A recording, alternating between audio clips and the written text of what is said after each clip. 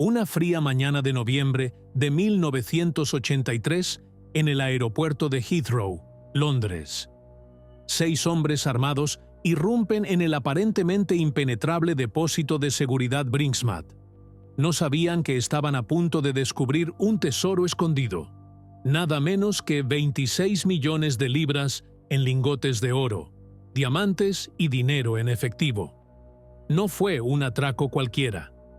Fue un acontecimiento sísmico que sacudió los cimientos del submundo criminal británico, marcándolo como uno de los atracos más importantes de la historia. En este emocionante episodio, no solo relatamos un atraco, estamos desentrañando una historia de intriga, audacia, misterio y un tesoro maldito.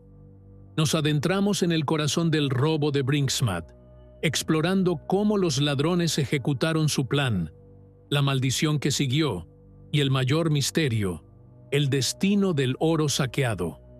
¿Hubo alguien infiltrado? ¿Cuál es el verdadero coste de la riqueza mal habida?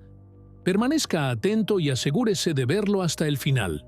La década de 1980 marcó un periodo de importantes transformaciones en Londres, con industrias establecidas, escenas callejeras y formas de vida que daban paso al cambio.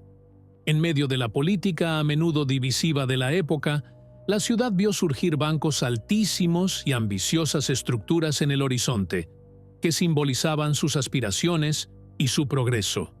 Sin embargo, esta era de transición estaba a punto de sufrir un enorme revés con el tristemente célebre atraco de Brink's-Mat. Las tranquilas noches de la ciudad se vieron bruscamente sacudidas cuando se difundió la noticia de este audaz robo. No se trató simplemente de un asalto a una importante urbanización, sino que hirió la sensación de seguridad de la comunidad y está considerado como un momento crucial de la delincuencia británica. El almacén de Brink's-Mat, situado en la unidad 7 del polígono de Heathrow, se convirtió en el centro neurálgico del delito. Esta unidad contaba con un gran almacén, aparcamiento y oficinas en el primer piso. Conocer estos antecedentes es esencial para profundizar en los detalles del atraco. En la fría mañana del 26 de noviembre de 1983, alrededor de las 6:30 horas, 5 guardias de seguridad se encontraban en el exterior de un almacén de alta seguridad cercano al aeropuerto de Heathrow, esperando ansiosamente la apertura de las persianas automáticas de seguridad. Estos guardias eran empleados de Brink's-Mat, una empresa especializada en el transporte mundial de mercancías valiosas. La Unidad 7, el centro neurálgico del almacén, albergaba una cámara acorazada de hormigón armado equipada con 11 cerraduras y 5 alarmas. En aquella época, la cámara acorazada de Brink's-Mat estaba considerada una de las instalaciones más seguras del mundo. Aproximadamente 10 minutos más tarde, a las 6:40 de la mañana, una banda del sur de Londres dirigida por Brian Robinson y Mickey McEvoy irrumpió en el almacén, anticipando un botín de 3 millones de libras en efectivo. El dinero en efectivo se anticipó gracias a Anthony Black, un guardia de seguridad de Brink's-Mat que vivía con la hermana de Robinson. Él proporcionó ayuda interna, revelando la ubicación del efectivo. Los atracadores adquirieron en el mercado negro armas como subfusiles, escopetas y otras armas de fuego, junto con walkie-talkies y una furgoneta Ford Transit, para llevar a cabo el atraco. También utilizaron documentos de identidad falsos y alquilaron un almacén cercano para guardar los bienes robados. Con Black facilitándoles la entrada, los atracadores dominaron a los guardias de seguridad, los ataron y los amenazaron con la patrulla. Black identificó a los guardias superiores con acceso a la cámara acorazada, donde se encontraban 3 cajas fuertes. Sin embargo, su plan original de apoderarse de 3 millones de libras se torció cuando un guardia nervioso no pudo recordar esta parte del código. Frustrados, los ladrones empezaron a explorar la cámara acorazada y se toparon con una inesperada ganancia inesperada. más de 3 toneladas de lingotes de oro. Estaban empaquetados en más de 70 cajas de cartón, casi todas conteniendo 7,000 lingotes de oro, que eran propiedad del lote Johnson Matthey Bankers. Las expectativas iniciales de la banda de una caja fuerte de 3 millones de libras se transformaron en la asombrosa cifra de 26 millones de libras en oro, junto con 100,000 libras en diamantes tallados y sin tallar destinados al lejano oriente. Al abrir la caja fuerte, la realidad del transporte de varias toneladas de oro se hizo evidente. Lo que en un principio se planeó como un robo rápido se convirtió en una operación prolongada, ya que los miembros de la banda buscaron un medio de transporte más sólido para el cuantioso botín. Los ladrones utilizaron la carretilla elevadora del almacén para cargar el oro en una furgoneta y emplearon casi 2 horas en vaciar la caja fuerte. A las 8:15 horas ya habían abandonado el almacén y a las 8:30 un guardia dio la voz de alarma. Mientras abandonaban Heathrow en la furgoneta, uno de los atracadores deseó irónicamente Feliz Navidad a los guardias de seguridad. Unos 15 minutos después de que los atracadores huyeran, uno de los miembros del personal consiguió liberarse de las esposas y alertó rápidamente a la policía sobre el incidente. El comandante jefe de la brigada volante de Scotland Yard, Frank Cater, se hizo cargo de la investigación para detener a los ladrones. 2 días después del atraco, una pareja de Bath, Somerset, observó que en la propiedad de su vecino ardía un crisol caliente. Preocupados por la posibilidad de que estuviera relacionado con el robo de lingotes, se pusieron rápidamente en contacto con la policía. A su llegada, la policía reconoció la información, pero la consideró fuera de su jurisdicción. Aseguraron a la pareja que comunicarían los detalles. Sorprendentemente, nunca se pidió a la pareja que declarara o testificara ante un tribunal. El hecho de que la policía no diera curso inmediatamente al chivatazo seguía sin tener explicación. Este fallo resultó ser un gran fallo de la policía en la investigación, cuyas consecuencias se analizarían más adelante. Debido a la audacia y al alto nivel de destreza de la operación, la policía redujo rápidamente la lista de posibles sospechosos a Mickey McEvoy y Brian Robinson. El dúo no había sido discreto a la hora de reclutar participantes para un rumoreado trabajo desde dentro que estaban planeando. Apodado el Coronel, Robinson ya era conocido por la policía, mientras que McEvoy era reconocido como uno de los atracadores a mano armada más prolíficos del sur de Londres.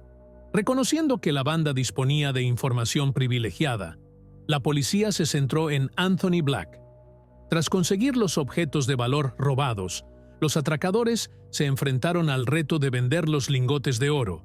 Pidieron ayuda al jefe criminal Kenneth Noy.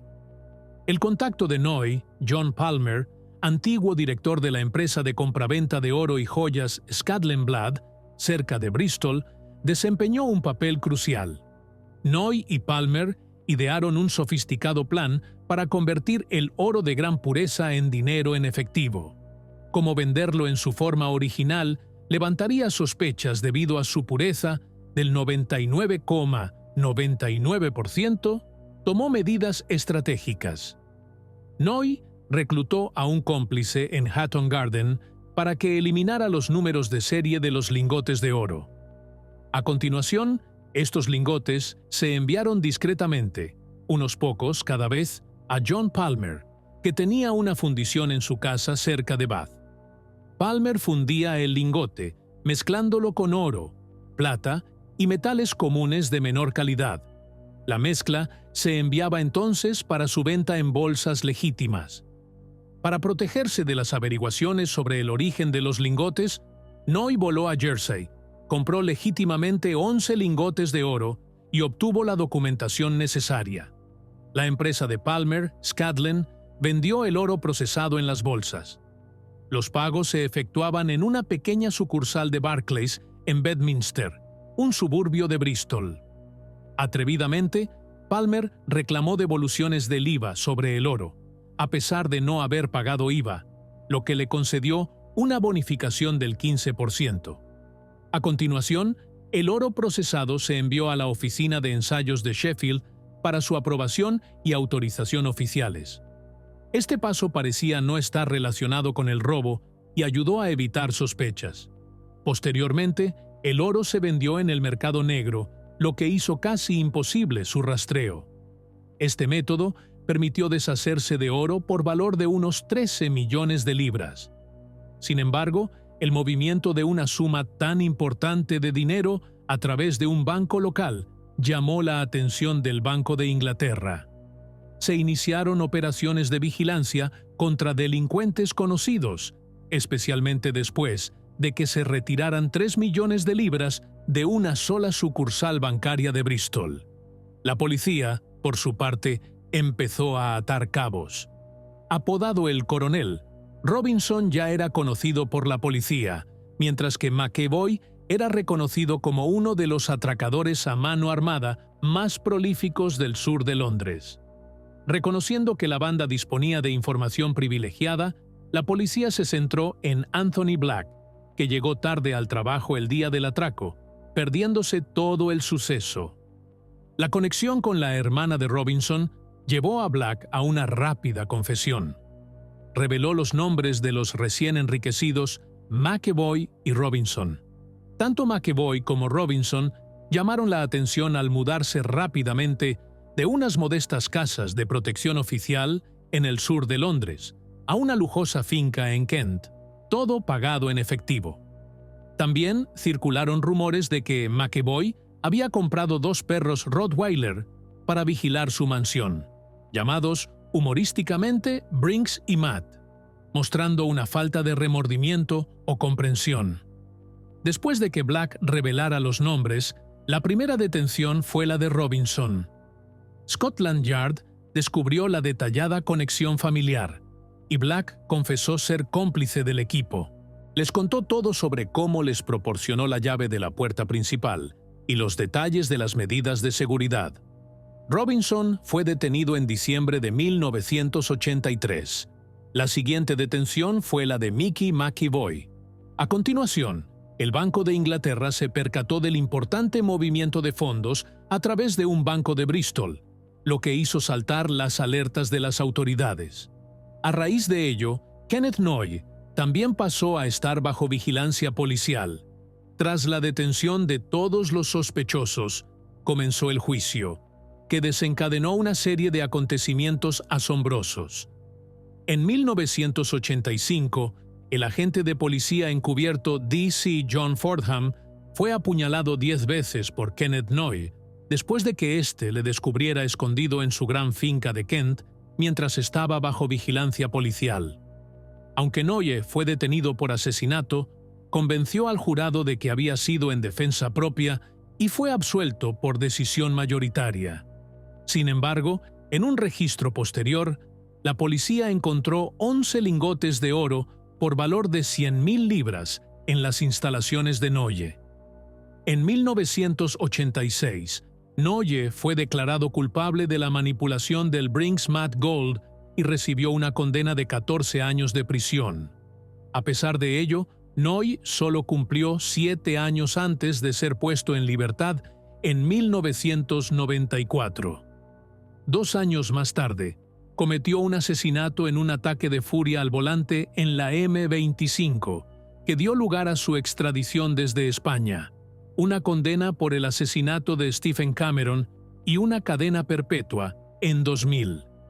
Robinson, que fue detenido en diciembre de 1983 tras ser delatado por Stephen Black, fue condenado a 25 años de prisión, mientras que Stephen Black, que admitió haber ayudado a los atracadores permitiéndoles entrar en el edificio, fue condenado a 6 años entre rejas.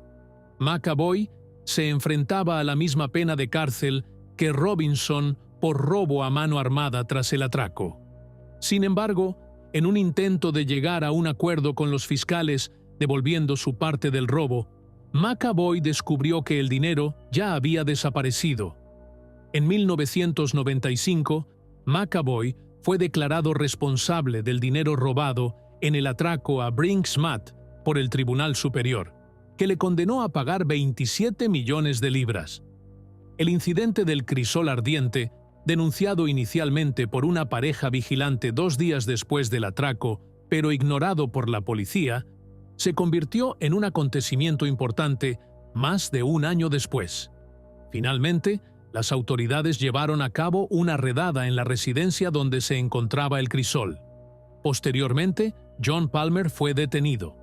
Sin embargo, alegó con éxito ante el tribunal que desconocía que el oro que manipulaba perteneciera a Brink's-Mat. En consecuencia, fue absuelto de todos los cargos relacionados con el atraco. En 2001, Palmer se enfrentó a una batalla legal diferente. Fue declarado culpable de fraude, relacionado con un plan de multipropiedad y condenado a 8 años de prisión. Supuestamente, estafó a 20,000 personas la asombrosa cantidad de 30 millones de libras.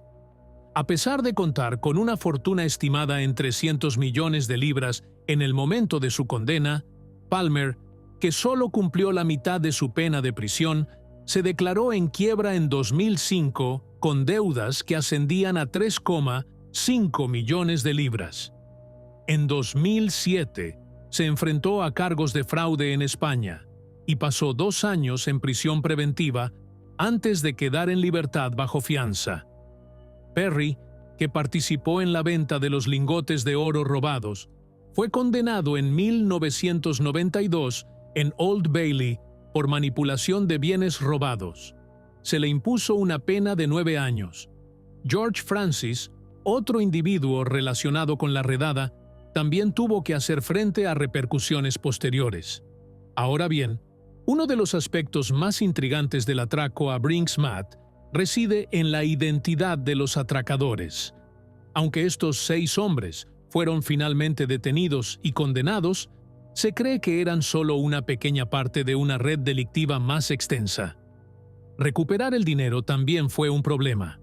A pesar de los intentos de la policía por rastrear el dinero, la investigación tropezó con obstáculos debido a la falta de cooperación de los testigos y de pruebas físicas. Sin embargo, a medida que se desarrollaba la investigación, surgieron conexiones con el crimen organizado y con policías corruptos, que dieron lugar a varias condenas de alto nivel. En septiembre de 1985, un equipo especializado se hizo cargo del caso, centrándose en Patrick Diamond. Una redada en su oficina de operaciones de servicios financieros reveló que blanqueaba dinero procedente de actividades delictivas a través de empresas extraterritoriales. Aunque los investigadores no pudieron relacionar inmediatamente este dinero con el robo de Brink's-Mat, las pistas de Diamond llevaron a los agentes a explorar las Islas Vírgenes Británicas, especialmente a un contable.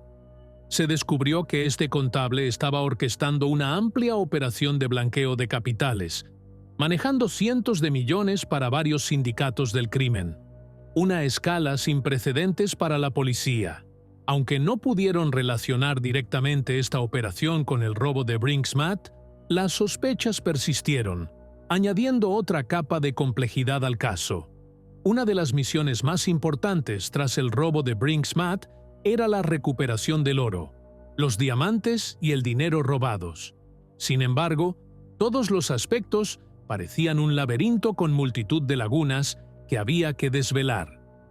En 1983, cuando los ladrones consiguieron robar la asombrosa cantidad de 3 toneladas de oro, se fijó una recompensa récord de 200 millones de libras para quien localizara el oro. Sin embargo, no se descubrió gran cosa. Solo se descubrió 1 millón de libras almacenadas en el Banco de Inglaterra, mientras que se rumoreaba que el resto del botín había sido enterrado. Avance rápido hasta 1996, cuando se sospechaba que alrededor de la mitad, la parte que había sido fundida y refundida, se había infiltrado en el mercado legítimo del oro. Algunos incluso afirman que cualquier persona en el Reino Unido que lleve joyas de oro posteriores a 1983 podría estar adornada, sin saberlo, con oro Brinks Matte. El blanqueo de dinero también era un problema. Gordon Perry desempeñó un papel clave en el blanqueo de una importante cantidad de dinero procedente del robo de Brinks Matte. Como revelan los papeles de Panamá, una empresa financiera offshore de Jersey, llamada Center Services, buscó la ayuda de Mossack Fonseca para establecer una empresa panameña llamada Fiberian, aproximadamente un año después del asalto a Heathrow. Bajo la dirección de Perry, se canalizaron millones de libras a través de Fiberian y otras empresas pantalla, utilizando bancos de Suiza, Liechtenstein, Jersey y la isla de Man. Para ocultar las transacciones, se nombraron 2 administradores nominales de Fiberian y la empresa emitió 2 acciones al portador.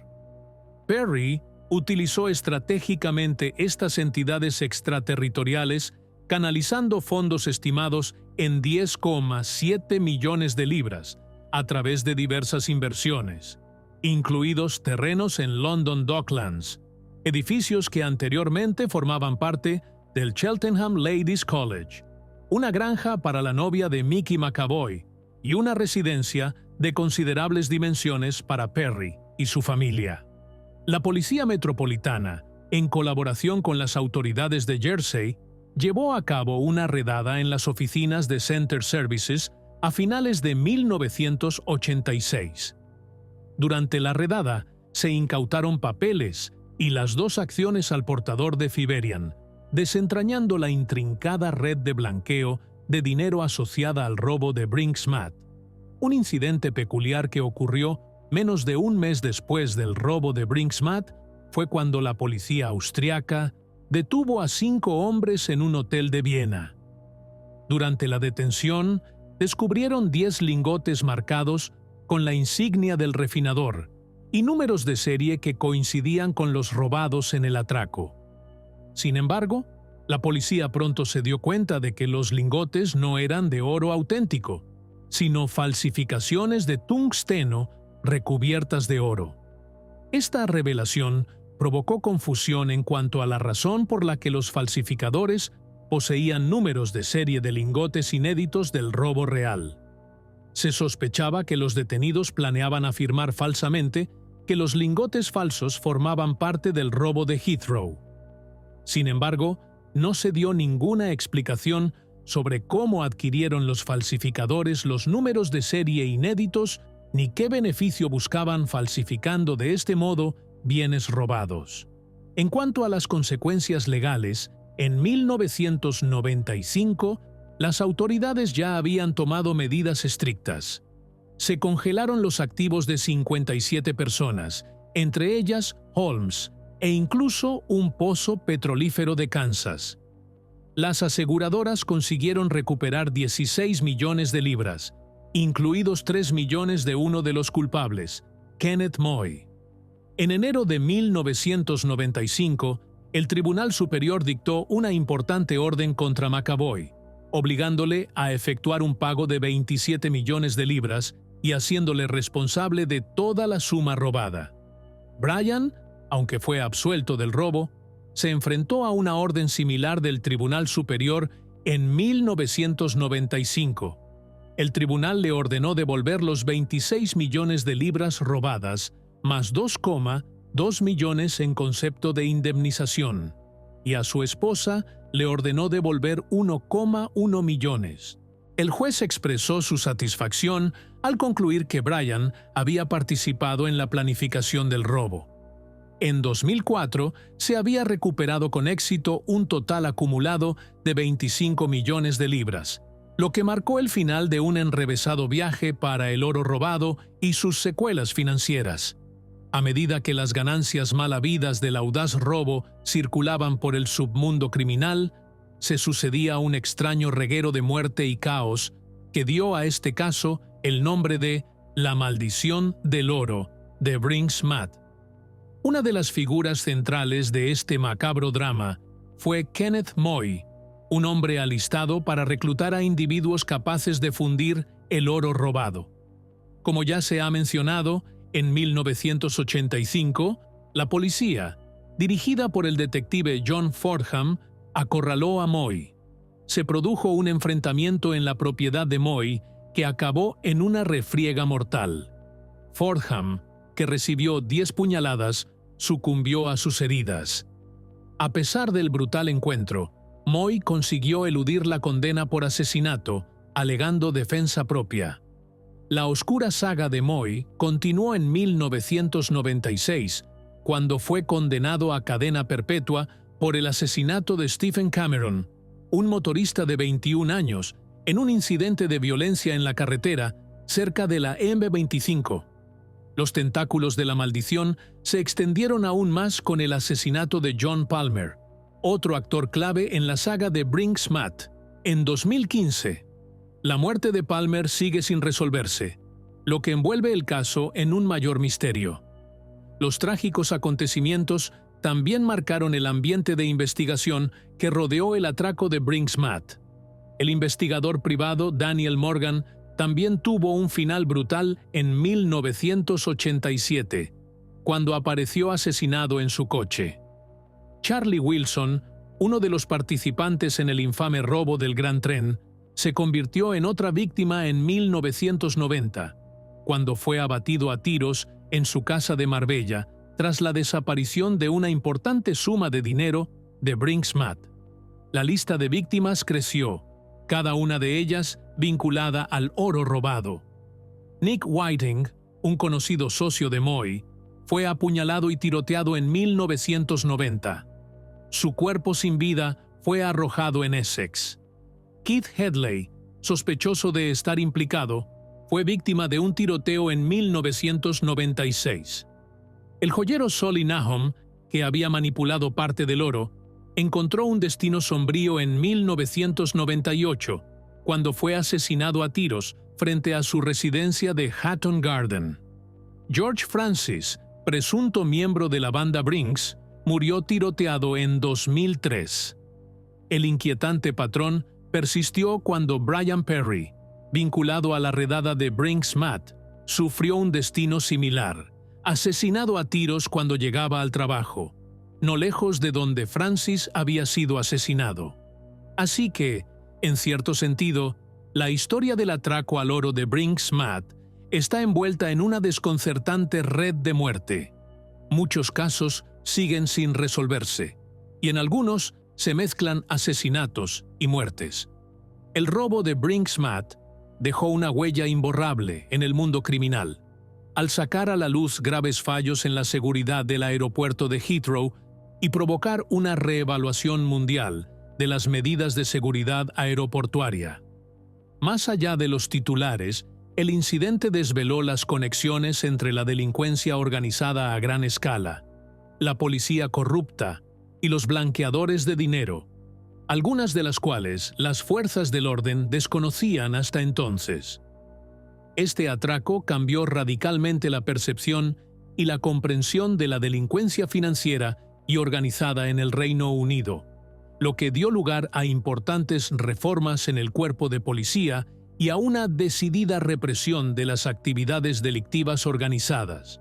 Además, el atraco a Brinks Matt arrojó luz sobre la forma en que los delincuentes ocultaban sus ganancias mal habidas. El momento del atraco coincidió con el auge del mercado inmobiliario londinense, especialmente en la zona de Docklands. Se cree que el producto del oro robado contribuyó a financiar este boom, siendo el primer caso en que delincuentes profesionales habían reunido capital suficiente para invertir en sectores legítimos. Además, se cree que las secuelas del robo alimentaron el mercado de la cocaína en Gran Bretaña. En general, las repercusiones del robo de Brinks Matt se extendieron mucho más allá de la escena del crimen inicial. Provocó una reevaluación de las prácticas de seguridad, sacó a la luz conexiones delictivas hasta entonces desconocidas, desencadenó reformas en las fuerzas del orden e incluso influyó en la trayectoria de actividades económicas legítimas, como la inversión inmobiliaria, al tiempo que contribuyó inadvertidamente a la expansión de los mercados de drogas ilícitas. Justo un año después del robo de Brink's-Mat, el 30 de septiembre de 1984, Johnson Matthey Bankers Ltd., la división bancaria y de comercio de oro de Johnson Matthey, se enfrentó a una grave crisis. Se hundió y el Banco de Inglaterra tuvo que intervenir para tomar el control. Esta medida tenía por objeto salvaguardar la credibilidad de los mercados del oro de Londres. Las pérdidas sufridas por el banco ascendieron a más de 300 millones de dólares. La quiebra se atribuyó a los cuantiosos préstamos que el banco concedió a defraudadores y empresas con problemas financieros a lo largo de varios años. Lo que empeoró las cosas fue el descubrimiento de importantes e inexplicables lagunas en los registros del banco.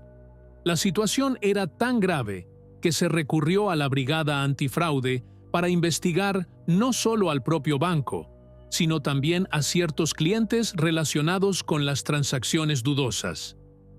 El atraco tuvo un impacto sin precedentes en la sociedad británica, especialmente en la escena del crimen. La magnitud y la audacia del robo despertaron la preocupación de la opinión pública por la delincuencia organizada. En respuesta, los bancos y otras instituciones reforzaron sus medidas de seguridad, y la policía intensificó sus esfuerzos para hacer frente a las actividades delictivas organizadas. Este atraco está grabado en la historia criminal británica como un acontecimiento fundamental con un legado duradero. Su influencia aún se deja sentir hoy en día. La audacia del atraco a Brink's-Mat ha inspirado multitud de libros, películas y programas de televisión.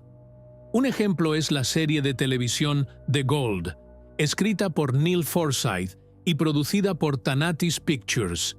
Si usted ha comprado joyas de oro en Gran Bretaña desde 1984, es probable que contengan restos del oro de Brink's-Mat. Esta línea describe por sí sola la monstruosidad de este atraco y el impacto duradero que tiene.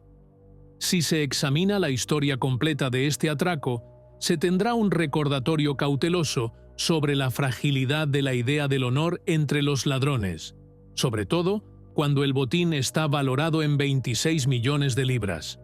También será testigo de la falta de previsión de ambas partes.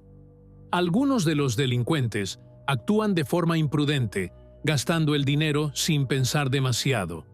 En el lado opuesto, la policía lucha por detener a la mayoría de los relacionados con el atraco y la posterior distribución. La historia, por tanto, subraya las complejidades y deficiencias tanto del lado de los delincuentes como de las fuerzas del orden en este delito de alto riesgo.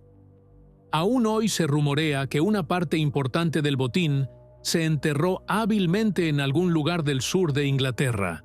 La idea era mantener en secreto el atractivo del oro y protegerlo de la codicia y la violencia.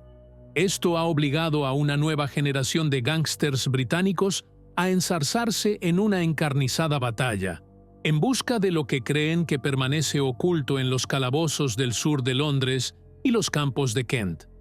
Muchos aún temen que las violentas repercusiones estén lejos de haber terminado, con discusiones y venganzas que siguen alimentando las secuelas de este notorio atraco.